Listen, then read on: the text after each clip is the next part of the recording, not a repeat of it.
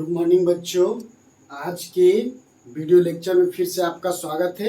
और हम पहले रेजिस्टेंस और रेजिस्टिविटी के बारे में बात कर चुके थे। आज हम उसमें क्या अंतर होता है उसके बारे में चर्चा करेंगे।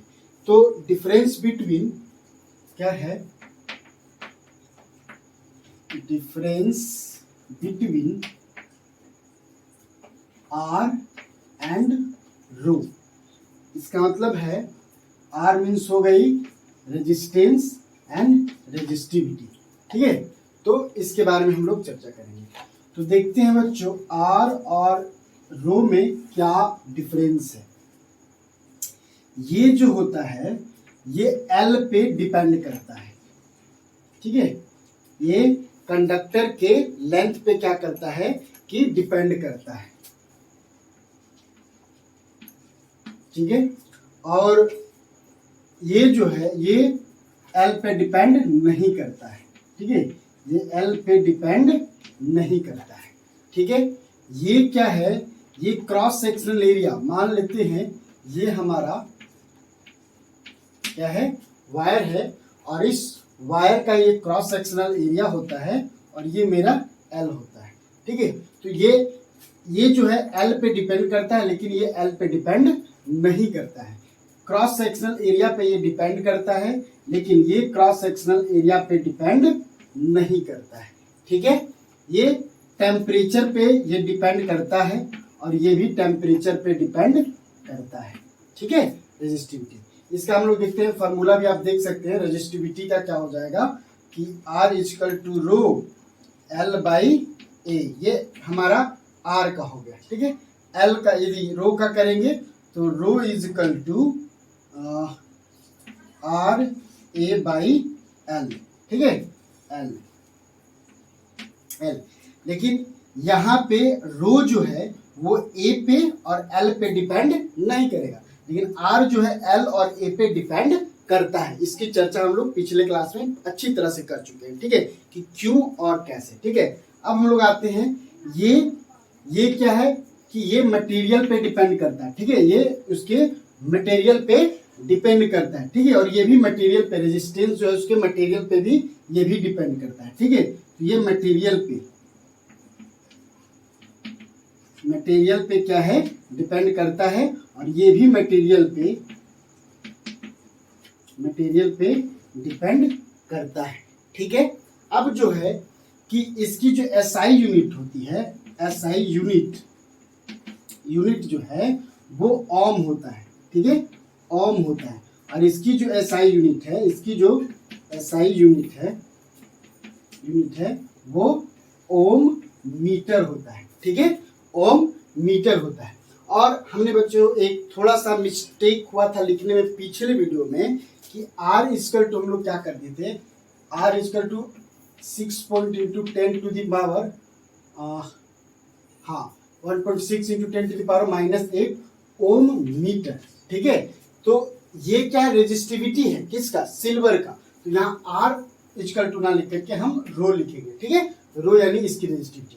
उसी तरह से कॉपर की भी रेजिस्टिविटी होती है। बहुत सारा डिफरेंट मटेरियल का डिफरेंट रेजिस्टिविटी होती है। ठीक है, तो वो पिछले वीडियो में उसको वहां पे लिखा हो, थोड़ा सा है उसे करेक्ट कर लिया। ठीक है, अभी हम लोग क्या समझे कि रेजिस्टेंस और रेजिस्टिविटी में क्या डिफरेंस है। तो ये क्या होता है? लेंथ पे डिपेंड करता है, जबकि ये लेंथ पे डिपेंड नहीं करता, कंडक्टर के लेंथ पे। ठीक है, और ये कंडक्टर के क्रॉस सेक्शनल एरिया पे डिपेंड करता है, लेकिन ये कंडक्टर के क्रॉस सेक्शनल एरिया पे डिपेंड नहीं करता है। ये टेम्परेचर पे करता है और ये भी करता है, इसमें कोई दिक्कत नहीं। ये मटेरियल पे करता है, ये भी मटेरियल पे करता है। तो यहाँ पे हम लोग डिफरेंस ये कर रहे थे, तो इसको हम लोग बाहर ले लेंगे। इससे हमको यहाँ पे कोई मतलब नहीं। ठीक है, सिमिलरिटीज में ये हो जाएगा कि ये भी करता है, ये भी करता है। ठीक है, लेकिन यहाँ पे ये डिफरेंस में आ जाएगा कि इसकी एसआई यूनिट क्या है? ओम, लेकिन इसकी एसआई यूनिट क्या है? ओम मीटर। ठीक है, तो ये मेरा ये रहा। ठीक है, उसके बाद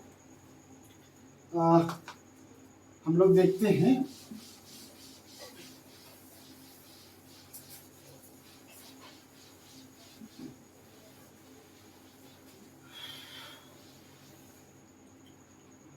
अब क्या है, हम लोग कुछ की रेजिस्टिविटी जो पीडीएफ पे दिया हुआ है ये। ठीक है, तो हम लोग ये देखें कि सिल्वर की क्या होती है, सिल्वर की 1.6 इंटू 10⁻⁻8 ओम मीटर होता है।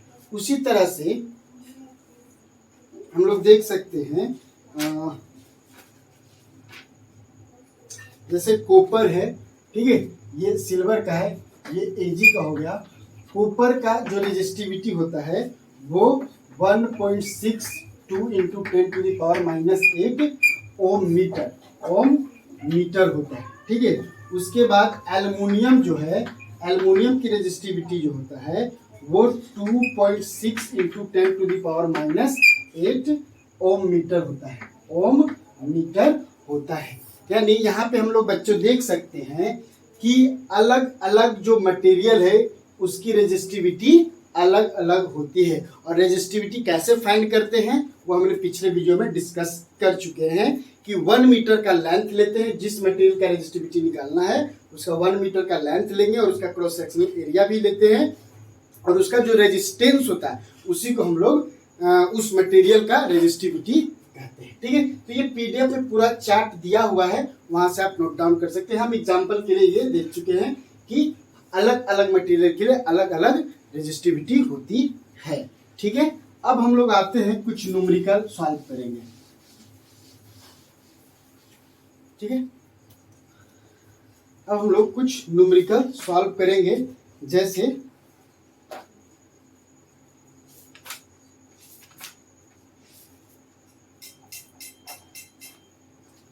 जैसे न्यूमेरिकल में है कि a heater of resistance 50 ohm is connected to 220 volt line, how much current will this heater draw। यानी आपको गिवन है, क्या गिवन है कि R जो है वो 50 ओम है और वोल्ट जो है 220 वोल्ट है, ठीक है। तो कोई कनेक्टेड होगा, ठीक है, कोई सर्किट कनेक्टेड होगा, उसमें जो रेजिस्टेंस है वो 50 ओम का लगा हुआ है और वोल्टेज जो है 220 वोल्ट का है। हमें आई फाइंड करना है कि उस सर्किट से कितना करंट फ्लो होगा, ठीक है। क्वेश्चन आपका यही है, उस तो रिटर्न फॉर्म में आपको पीडीएफ में लिखा मिल जाएगा, लेकिन क्वेश्चन आपका यही से आप सॉल्व करने की कोशिश करें कि किसी भी सर्किट में रेजिस्टेंस 50 ओम का लगा हुआ है, वोल्ट जो है 220 वोल्ट का है और हमें क्या निकालना है, उस सर्किट से फ्लो होने वाला करंट निकालना है, ठीक है। तो यही क्वेश्चन है, तो इसको सॉल्व हम लोग कैसे करेंगे, तो नाउ देखते हैं। ओम्स लॉ से हम लोग जानते हैं V = IR होता है, ये ओम्स लॉ का फॉर्मूला हम लोग जानते हैं। अब R हमको I निकालना है तो ये इधर आ जाएगा, यानी I = V/R, ठीक है। तो यहां से हम लोग निकाल सकते हैं, ये हो गया 220/50, यानी ये कटा, उसके बाद ये आपका आ जाएगा 5 × 20 और फिर 5 × 20 एम्पियर, यानी 4.5 एम्पियर, ठीक है। 4.5 20, ठीक है, इतना एम्पियर होगा, ठीक है। उसके बाद ये आ गया, आप इसको नोट डाउन करें कि हमारा ये गिवन है तो ये निकालेंगे, ठीक है। तो इस तरह से न्यूमेरिकल पूछता है क्लास 10 में, ठीक है। अब हम लोग देखते हैं,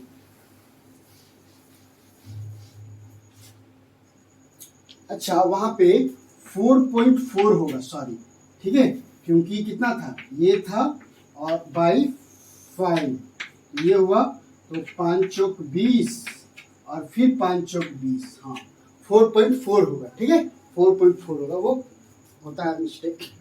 चलो आते हैं हम लोग, ठीक है। अब क्या है, उसके बाद calculate the resistance of a conductor if the current flowing through it is 0. When applied potential is. अब क्या बोल रहा है कि आपका गिवन में कोई दूसरा गिवन में क्या दिया हुआ है कि हाँ I = 0.2 एम्पियर दिया हुआ है और पोटेंशियल जो है V जो है वो 0.8 वोल्ट दिया हुआ है, 0.8 वोल्ट दिया हुआ है। और हमें क्या रेजिस्टेंस फाइंड करना है, रेजिस्टेंस फाइंड करना है, calculate the resistance of the conductor. ठीक है, फिर कोई सर्किट है, ठीक है, कोई सर्किट है मान लेते हैं, ठीक है, ये कोई सर्किट है, उसमें करंट जो है इतना फ्लो कर रहा है और वोल्ट जो है इतना है, तो उस सर्किट का में जो रेजिस्टेंस लगा हुआ है उसका रेजिस्टेंस कितना हो, ये फाइंड करना। फिर हम लोग ओम्स लॉ का यूज करेंगे, आई आर। ठीक है, तो ये इधर आ जाएगा, यानी V by I equal to R, यानी इसको इस तरह से लिख सकते हैं, I equal to V by I, और यहाँ पे V का वैल्यू 0.8 और इसे 0.2 पुट कर सकते हैं। पॉइंट से पॉइंट कैंसल, ठीक है, उसके बाद 2 के टेबल में ये 4 बार, यानी 4 ओम। ठीक है, आंसर मेरा कितना आया, 4 ओम। ठीक है, 4 ओम मेरा आंसर आया है। ठीक है, हाँ करेक्ट है। ठीक है, अब क्या है, फिर हम लोग देखते हैं, अब एक और क्वेश्चन है, बोलता है how much current will an electric bulb draw from 220 volt source if the resistance of the bulb is इतना, if in place of bulb a heater of resistance इतना is connected to the source of, calculate the current. ठीक है, इसमें 2 condition दिया हुआ है, तो यहाँ पे हम लोग ये देखते हैं कि ये क्वेश्चन नंबर 3 है, क्वेश्चन नंबर 3 है, और इसमें वोल्टेज जो है, वोल्टेज है 220 वोल्ट दिया हुआ है। ठीक है, और if the resistance of the bulb, और बल्ब का जो रेजिस्टेंस है बल्ब का, वो हमारा दिया है 1200 ओम। ओके, और if in place of bulb a heater resistance, ये बोलता है कि बल्ब को हटा करके यदि हीटर का एक रेजिस्टेंस डाल दिया, हीटर का जो कॉइल होता है उसका डाल दिया जाए, तो वो कितना होता है, 100 ओम होता है। तो बोलता है connected to the source, calculate the current drawn by it. तो दोनों केस में से हमको कंपेयर करना है कि किस में ज्यादा करंट जाएगा। ठीक है, तो पहले हम लोग ये दोनों को लेकर के चलते हैं। ठीक है, केस 1, ठीक है, केस 1 में क्या है कि V इजिकल टू, ये काम नहीं कर रहा है, V equal to I R. ठीक है, आर बी, तो यहाँ पे V मेरा कितना है 220 बाई R मेरा कितना हो गया 1200। ठीक है, इजिकल टू आई। तो यहाँ से हम लोग इसको कट करेंगे और ये हो जाएगा 11 बार में, और ये हो जाएगा 60 टाइम्स। ठीक है, यानी I इजिकल टू 11/60, 11/60। ठीक है, इसको यदि हम लोग कट करें, तो ये हमारा आ जाएगा 0.18 एम्पियर। ठीक है, इसको कट करें तो ये मेरा इतना एम्पियर आ जाएगा। अब है केस 2 लेकर के चलते हैं।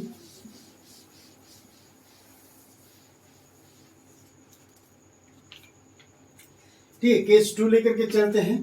ठीक है, सेकेंड केस है मेरे पास इसमें कि वोल्ट यही रहेगा, V equal to I R क्या H मतलब हीटर का ये रेजिस्टेंस है, ये हीटर का रेजिस्टेंस है।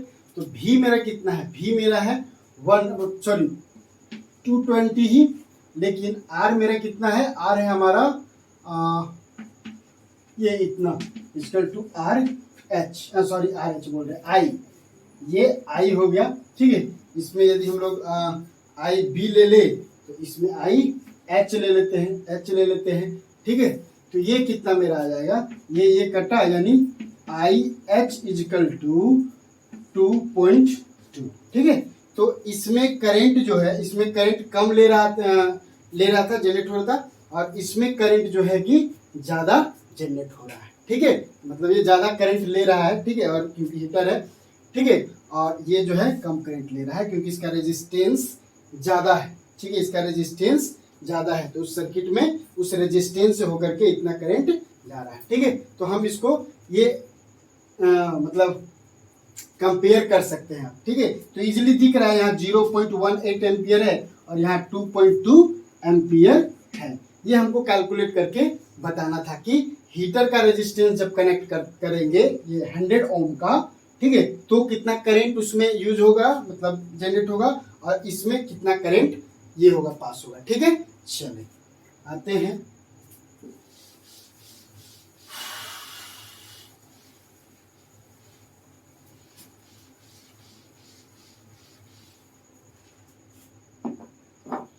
अब जो है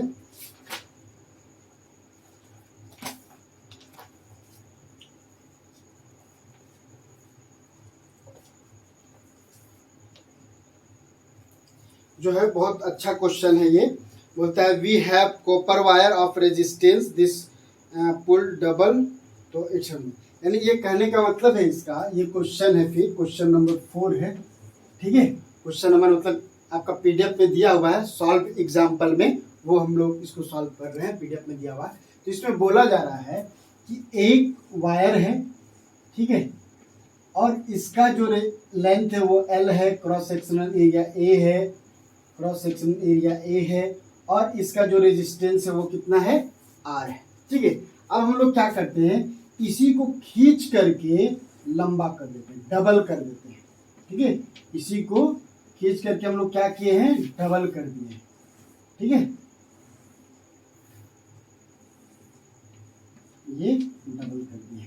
अब क्या होगा, इसका cross sectional area A dash हो जाएगा क्योंकि ये छोटा होगा, और इसका लेंथ भी बढ़ गया है, L डैश हो जाएगा, रेजिस्टेंस भी ये हो जाएगा, R डैश हो जाएगा। तो बोला जा रहा है कि अब रेजिस्टेंस कितना होगा, रेजिस्टेंस तो चेंज होगा लेकिन, ठीक है, तो कितना होगा। ठीक है, तो हम लोग देखते हैं ऐसे केस में होता क्या है, वॉल्यूम सेम रहता है, वॉल्यूम सेम रहता है। एरिया और लेंथ को यदि इंटू करे तो इसका वॉल्यूम निकलता है, इसके एरिया और लेंथ को इंटू कर दे तो इसका वॉल्यूम निकल जाता है। तो दोनों केस में क्योंकि इसी को हम लोग खींच करके लंबा किए हैं, तो जिसके कारण इसका जो है वॉल्यूम सेम रहेगा। तो इसे बनाने के लिए क्या तरीका है वो आप देखें कि हम लोग देखते हैं कि R इक्वल टू क्या होगा, R equal to rho L by A ये होता है, और यदि हम लोग L बाई L से इसे इंटू कर दे तो क्या होगा, रो L स्क्वायर बाई V, ये रहा मेरा, इसको हम लोग इक्वेशन 1 मानते हैं। ठीक है, अब क्या है, मान लेते हैं ये इसके लिए ये R इक्वल टू ये फॉर्मूला हम लोग यूज कर रहे हैं। अब क्या बोल रहे हैं कि इसके लिए क्या होगा, अब R डैश मेरा कितना होगा, तो R डैश के लिए देख रहे हैं, R डैश इक्वल टू क्या हो जाएगा, रो L डैश का होल स्क्वायर और क्या है V। ठीक है, क्योंकि दोनों में वॉल्यूम सेम होगा, इस ऐसे केस में वॉल्यूम सेम होता है। ठीक है, तो ये कर लिए हम लोग। अब but L dash equal to कितना है, L डैश इक्वल टू है ये डबल है। ठीक है, इसका ये डबल है। ठीक है, हमने डबल कर दिया है इसको। ठीक है, ये डबल किए 2L। ठीक है, तो ये वाला इसमें हम लोग पुट करते हैं तो क्या हो जाएगा, R dash equal to row 2L का होल स्क्वायर बाई V, यानी R dash equal to 4 rho L square by V। अब यहाँ पे देखिए, इसे हम लोग क्या माने हैं, R माने हैं फ्रॉम 1 से, तो 1 से ये कितना हो जाएगा 4 इंटू R, यानी अब रेजिस्टेंस कितना हो गया, जो पहले रेजिस्टेंस था ओरिजिनल रेजिस्टेंस का 4 टाइम्स हो गया। ठीक है, इसका रेजिस्टेंस कितना हो जाएगा 4 टाइम्स R का, जो इसका रेजिस्टेंस था उसका 4 टाइम्स हो जाएगा। ठीक है, तो इस तरह से ऐसे क्वेश्चन को हम लोग हैंडल करते हैं, इसका वॉल्यूम सेम कर देते हैं। ठीक है, ये वॉल्यूम रहता है, इसके हम लोग करते हैं। ठीक है, चलिए हम लोग आगे आते हैं। और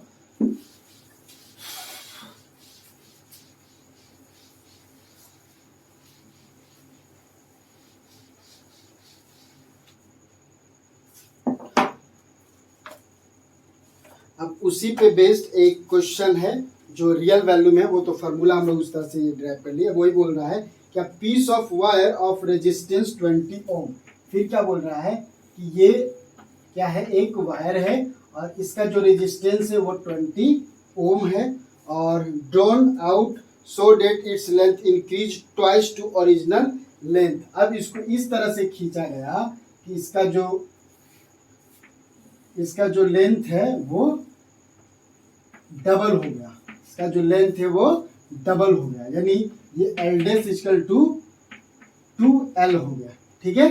और इसका लेंथ L है, इसका लेंथ L है, क्रॉस सेक्शनल एरिया A है, यानी इसका cross sectional area A dash हो जाएगा, ठीक है। तो अब देखते हैं क्या बोल रहा है।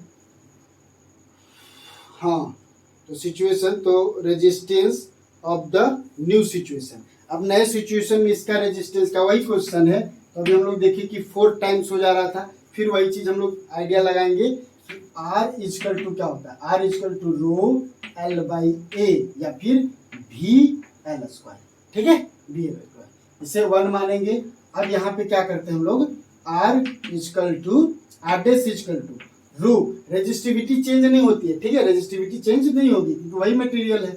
उसके बाद फिर क्या हो जाएगा, एल डैश का होल स्क्वायर बाई भी, ठीक है, एल डैश का होल स्क्वायर बाई भी। अब क्या होगा कि हाँ, तो हम लोग क्या जान रहे हैं अभी यहाँ पे देखिए, but L dash equal to क्या है, L dash equal to 2L है, ठीक है। अब ये यहाँ पे हम लोग पुट करते हैं R dash equal to row 2L का होल स्क्वायर बाई भी, ठीक है। यानी आप जान रहे हैं इसको सॉल्व करने पे क्या आएगा, R इक्वल टू 4R आएगा, ठीक है। पिछले में हम लोग देख चुके थे।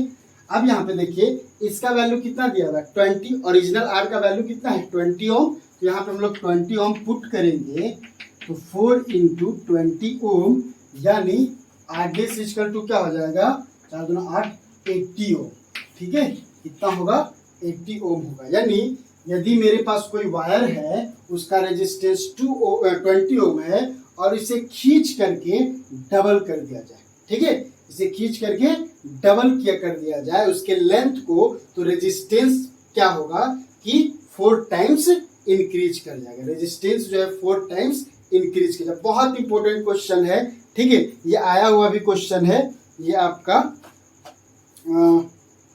क्या बोलते हैं सीबीएसई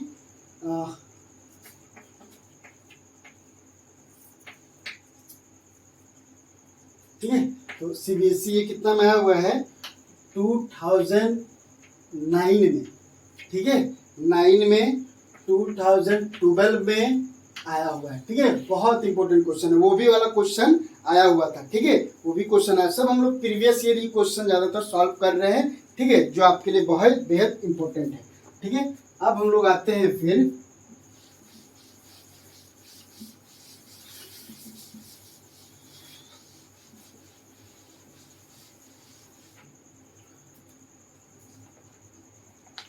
उसके बाद है a wire is a state so that its length becomes इतना times original length, तो if its original resistance इतना find its new resistance और resistivity, ठीक है।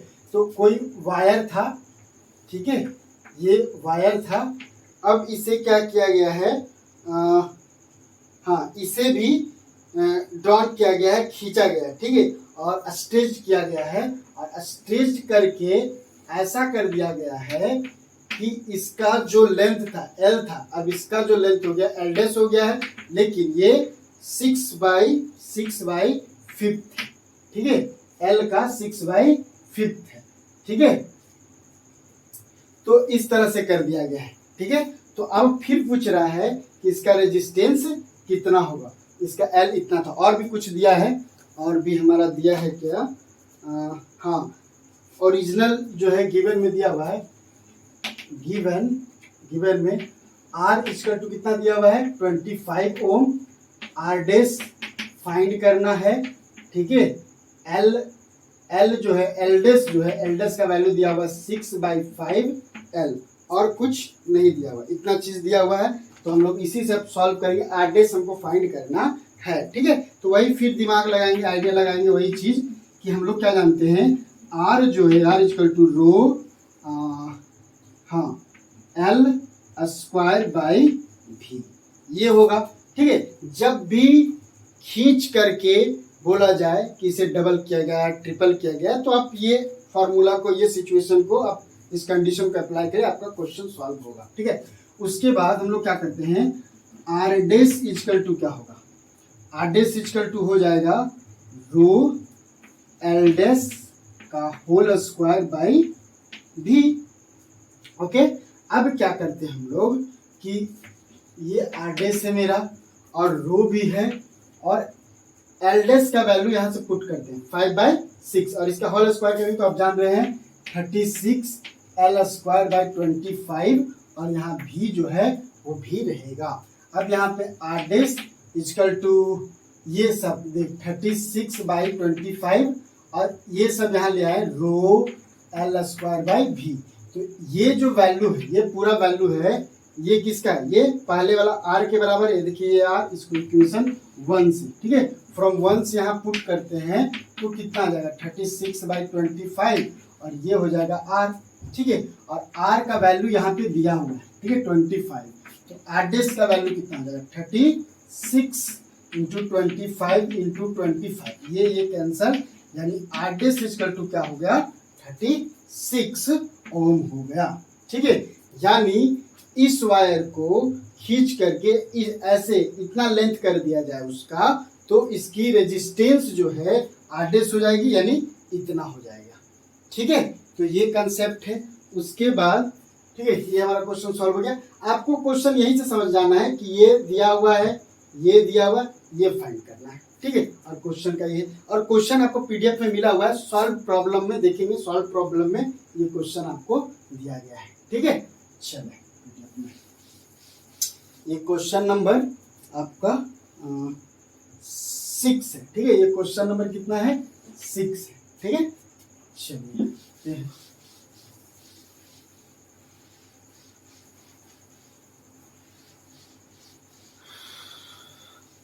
अब क्वेश्चन नंबर 7 पे बात करेंगे कि क्वेश्चन नंबर 7 क्या है। तो क्वेश्चन नंबर 7 है कि a wire of length L इतना and इतना length is double and the area of cross section is half, how will the resistance change and the resistivity change। अच्छा उसमें भी पूछा गया था रेजिस्टिविटी में क्या चेंज पड़ेगा, तो रेजिस्टिविटी में कोई चेंजेस नहीं होगा, ठीक है, रेजिस्टिविटी में कोई चेंजेस नहीं होगा, ठीक है। फिर अब क्या बोल रहा है, फिर ये गिवन किया गया है कि एक वायर है, ठीक है, एक वायर है और इस वायर का जो लेंथ है वो डबल, इसे खींच करके इसका लेंथ जो है डबल कर दिया गया है, लेंथ जो है डबल कर दिया गया है। तो एल डेस हो गया इसका लेंथ, यानी इसका डबल हो गया, ठीक है, इसका डबल हो गया। ये एल था तो इसका 2L यानी डबल हो गया। और इसकी क्रॉस सेक्शनल एरिया ए थी तो यहाँ पे जो cross sectional A dash equal to A/2 हो गई है, ठीक है। आप क्वेश्चन को इसी तरह से समझे, ठीक है। क्या बोला जा रहा है कि एक वायर था और वायर का ये लेंथ था और ये क्रॉस सेक्शनल एरिया है, उसी वायर को खींच करके इसका लेंथ डबल कर दिया गया है जिसके कारण इसका क्रॉस सेक्शनल एरिया हाफ हो गया। तो अब बोल रहा है इसका रेजिस्टेंस क्या होगा। तो गिवन क्या क्या है, तो गिवन हमारा है, आप देख रहे हैं कि हाँ यहाँ पे हम लोग देख रहे हैं एल डेस इक्वल टू क्या है 2L और ए डेस इक्वल टू कितना है A/2, ठीक है। हमको आर डेस फाइंड करना है, आर डेस फाइंड करना है, इसका आर डेस हमको फाइंड करना है। ये क्वेश्चन नंबर 7 है, इसका फुल क्वेश्चन आपका पीडीएफ में दिया हुआ है। आप इस तरह से भी समझ सकते हैं कि इसको क्या किया गया, खींचा गया जिसके कारण इसका लेंथ डबल हो गया है लेकिन क्रॉस सेक्शन एरिया कितना हो गया, हाफ हो गया। तो आप इसका रेजिस्टेंस बताएं, ये इसी क्वेश्चन है, इसी तरह से आपको बन जाएगा। तो ये आर डेस आपको बताना है इस सिचुएशन के अकॉर्डिंग, ठीक है। तो अब हम लोग आते हैं क्या होगा इसमें, फिर वही चीज कि R equal to rho L का स्क्वायर बाई भी, ठीक है। अब क्या है आर डेस इक्वल टू हम लोग देखते हैं, ये इक्वेशन 1 मान लेते हैं। आर डेस इक्वल टू क्या होगा रो एल डेस का होल स्क्वायर बाई भी, ये होगा। उसके बाद अब क्या है आर डेस इक्वल टू रो और एल डेस का वैल्यू आप देख सकते हैं 2L है यहाँ पे, तो ये पुट करेंगे यहाँ पे हम लोग, तो 2L का होल स्क्वायर बाई भी, ठीक है। और हाँ तो ये 4 हो जाएगा 4L और सॉरी हमको A भी है यहाँ पे, ठीक है। तो यहाँ पे ऐसे करेंगे एरिया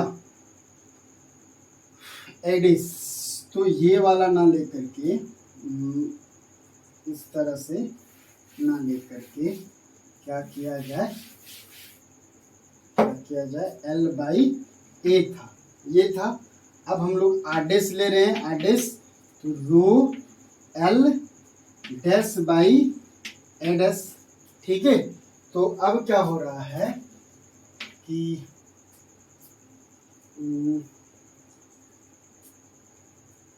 ए डैश, हाँ, तो L जो L डैश का वैल्यू कितना है, रो ये तो रहेगा, और L डैश का वैल्यू हो जाएगा 2L, ठीक है।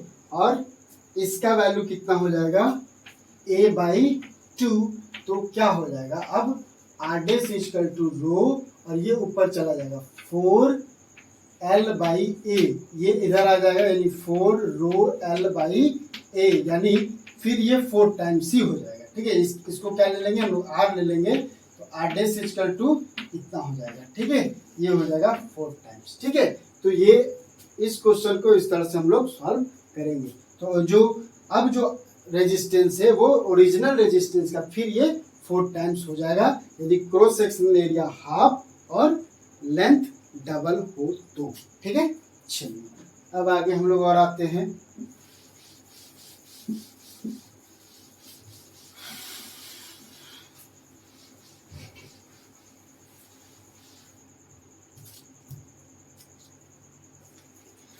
और एक क्वेश्चन है क्या, silver wire has diameter 0.4 millimetre and resistivity इतना ohm, how much length of this wire is required to make 1 ohm coil, ठीक है। तो एक कॉइल बनाना, एक वायर बनाना है, ठीक है, एक कॉइल बनाना है, एक वायर बनाना है जिसका रेजिस्टेंस कितना हो, रेजिस्टेंस हो 1 ओम, ठीक है। और इस मटेरियल की जो रेजिस्टिविटी हो 1.6 into 10 to the power -8 ohm metre हो, ठीक है, ये हो। उसके बाद इसका जो डायमीटर हो, ये डायमीटर हो वो 0.4 मिलीमीटर हो, ये डी है, ठीक है, डी है, डायमीटर इतना हो।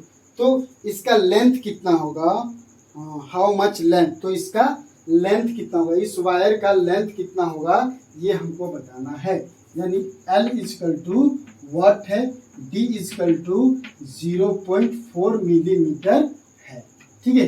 अब हम लोग करते क्या है, हम लोग जानते हैं कि R इजकल टू रो, ठीक है, उसके बाद L बाई ए है, ठीक है, L बाई ए।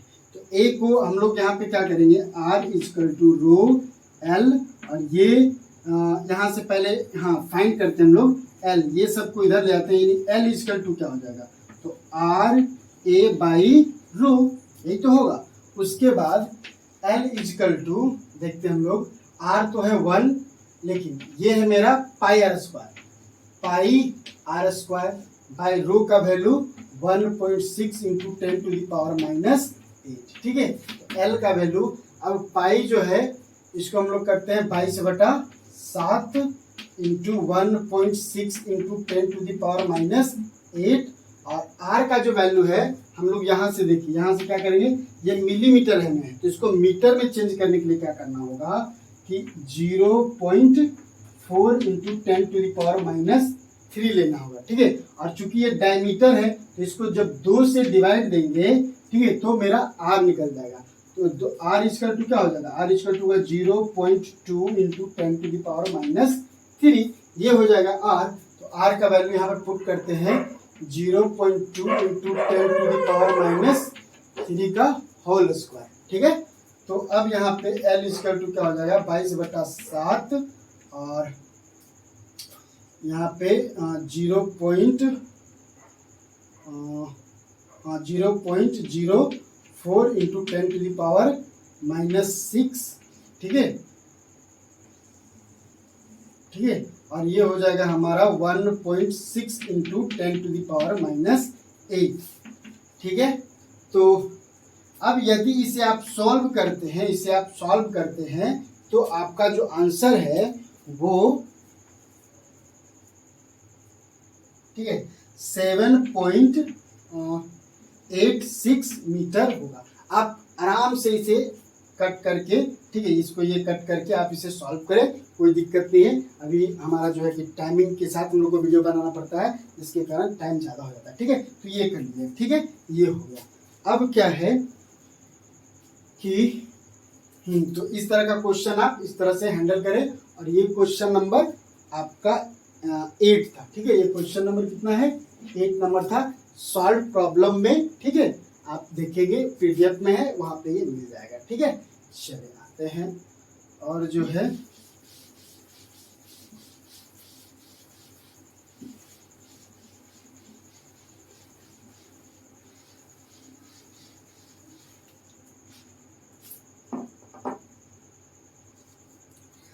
अब एक है कि एक टेबल दिया गया है,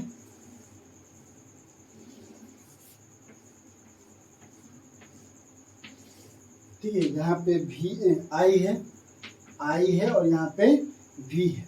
ये 0.5 है, यहाँ 1 है, ठीक है, 1.0 है, 2 है, 1.5 है, 3 है, 2.5, 4.5 और यहाँ पे 3, 5, ठीक है। तो क्या कर रहा है, इसके लिए आप ग्राफ प्लॉट करें और रेजिस्टेंस फाइंड करें। तो I का वैल्यू दिया हुआ है और V का वैल्यू दिया है, इसके लिए आपको ग्राफ प्लॉट करना होगा। तो ग्राफ आप इस तरह से प्लॉट करेंगे, ठीक है, कि जैसे यहाँ पे 0.5 1 1.5 हाफ करके बढ़ रहा है, तो आप क्या कर सकते हो कि हाँ 2.5 3.5, हाँ ठीक है। तो आप क्या यहाँ पे मान लेते हैं, लोग I ले लेते हैं और यहाँ पे हम V ले लेते हैं, ठीक है। तो V में आप देख रहे हैं 1 2 3 4 5, ये कर लेते हैं। फिर यहाँ से 1 2 3 4 5, इस तरह से करते हैं। तो आप यदि इसका ग्राफ आप खींचेंगे तो ये इस तरह से जाएगा, ठीक है, इस तरह से एक स्ट्रेट लाइन जाएगा, ठीक है। अब यहाँ से हम लोग क्या करते हैं, एक स्लोप फाइंड कर लेते हैं, ठीक है। 3 और 5 यहाँ से लेते ये और यहाँ से ये आएगा, ठीक है। तो इसका जब हम लोग R इक्वल टू स्लोप निकालेंगे तो 5 वोल्ट, ठीक है। R इक्वल टू क्या होता है, V बाई I, यानी ये Y, और स्लोप इक्वल टू भी क्या होता है, Y बाई X। तो X हाँ ये Y का value V equal to I R, तो R का अच्छा हाँ V बाई 3, तो क्या होना चाहिए, ये मेरा यहाँ पे V इक्वल टू 5 और I इक्वल टू 3, गलत लग रहा है।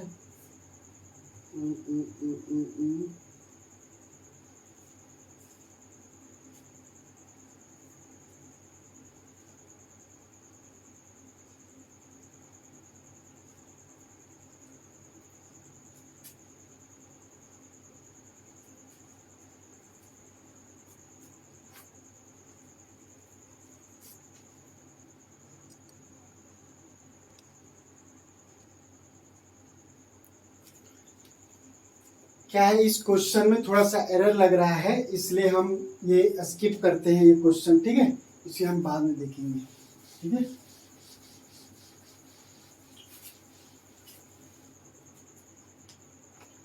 अब क्या है कि क्वेश्चन नंबर 10 है।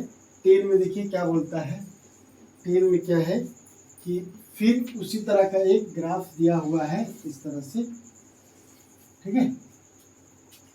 और यहाँ पे V है और ये I है, ये 2 है, 0.08 है,